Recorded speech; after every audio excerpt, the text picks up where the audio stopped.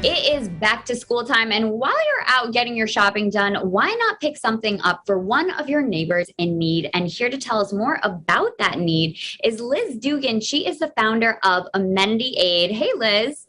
Hi, how are you today? I'm doing great. Thanks so much for joining us. It's so important what you are doing, what you've really taken upon yourself to make sure happens here in our community. This is a local charity. Tell us about Amenity Aid. Absolutely. So, the mission of Amenity Aid is to improve the health and well being of vulnerable populations by creating access to hygiene essentials. So, essentially, we are acquiring hygiene products like soap, deodorant, shaving cream, and razors, and we distribute them to our network of direct service agencies, which include shelters, community groups, food pantries, and more, similar to the way the food bank operates.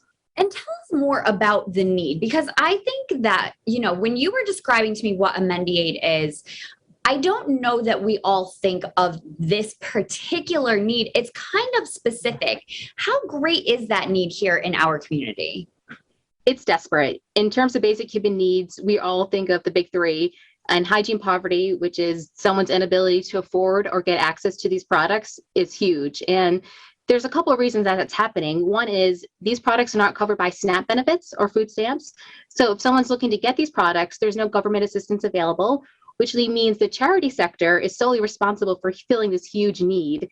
And when I started learning more about this need, I discovered that there's really no infrastructure in place to support hygiene poverty. And this is a national issue, not only Rhode Island. So these agencies are looking to get these products. There's very, very limited resources available. And that's why I started Amenity Aid. We wanted to build an infrastructure in Rhode Island to make sure those helping everybody in need can get access to these important products, because we feel they're a universal need and they're a basic right.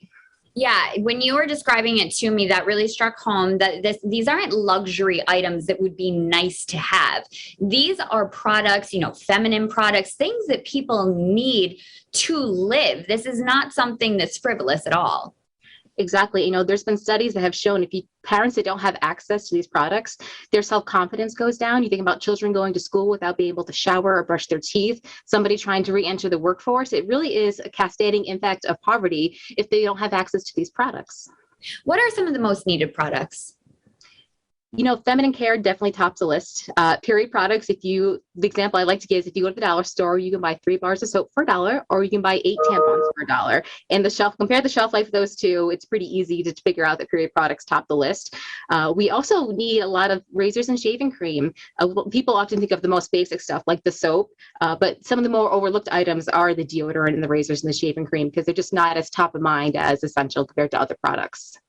Liz, how can people help? I think that, as soon as people know more about this great need, I think it's probably going to be top of mind for them to either pick up an item. Now, is that the best way to bring items?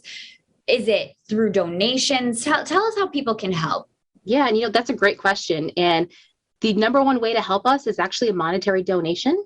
And that's because it gives us the flexibility to buy the products, but when we need them at the lowest possible price.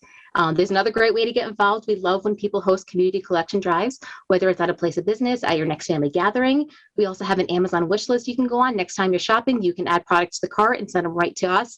And we also always welcome volunteers. I'm the only employee right now. I've been running the organization for 8 years as a volunteer organization. I quit my corporate job in March, and now I'm full-time. So I rely on about 40 volunteers to help me move products across the state of Rhode Island. So we're always looking for good helping hands. It's really incredible what you're doing. I thank you for shining a spotlight on this great need that people I don't think really know about. And kudos to you for really doing it all on your own list. Well, I really appreciate your time. And thank you for helping me spread the word about hygiene poverty in our state. Absolutely. So if you at home would like to learn more about Amenity Aid, all of the info is at roadshow.com.